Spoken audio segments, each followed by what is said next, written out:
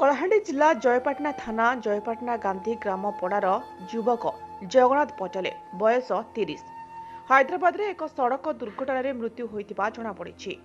ସୂଚନା ଅନୁସାରେ ଜଗନ୍ନାଥ ପରିବାର ପ୍ରତିପୋଷଣ ପାଇଁ 2 ମାସ ତଳେ ହାଇଦ୍ରାବାଦକୁ କାମ କରିବାକୁ ଯାଇଥିଲେ। ସେଠାରେ ଏକ ଘରୋଇ କମ୍ପାନୀରେ କାମ କରୁଥିଲେ। ରବିବାର ରାସ୍ତାରେ ଯାଉଥିବା ବେଳେ ଏକ ଅଜଣା ଗାଡ଼ି ତାଙ୍କୁ ଧକ୍କା ଦେଇ ଫେରାର ମାରିଥିଲା। ତାଙ୍କ ଠିକାଦାର ତାଙ୍କୁ ଉଦ୍ଧାର କରି ଏକ ଘରୋଇ ଡାକ୍ତରଖାନାରେ ଭର୍ତ୍ତି କରିଥିଲେ। ସେଠାରେ ଅଧିକ ଅର୍ଥର ଆବଶ୍ୟକ ପଡ଼ିଥିବାରୁ ସେମାନେ ଜଗନ୍ନାଥଙ୍କୁ ଛାଡ଼ି ଚାଲି ଯାଇଥିଲେ।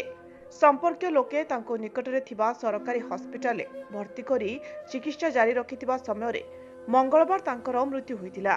ସେଠାରେ ଶବ ବ୍ୟବଚ୍ଛେଦ ପରେ ଗାଁକୁ ବୁଧବାର ଦିନ ପହଞ୍ଚିବା ଶବ ଫେରିବା ପରେ ପରିବାର ମର୍ମାହତ ହୋଇଥିବା ବେଳେ ଅଞ୍ଚଳରେ ଶୋକାକୁଳ ପରିସ୍ଥିତି ସୃଷ୍ଟି ହୋଇଛି।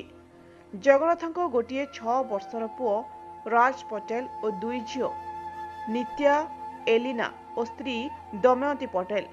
ଦମୟନ୍ତୀ ଟିଭି ରୋଗରେ ପୀଡ଼ିତ ଥିବା ବେଳେ କାମ କରିପାରନ୍ତି ନାହିଁ।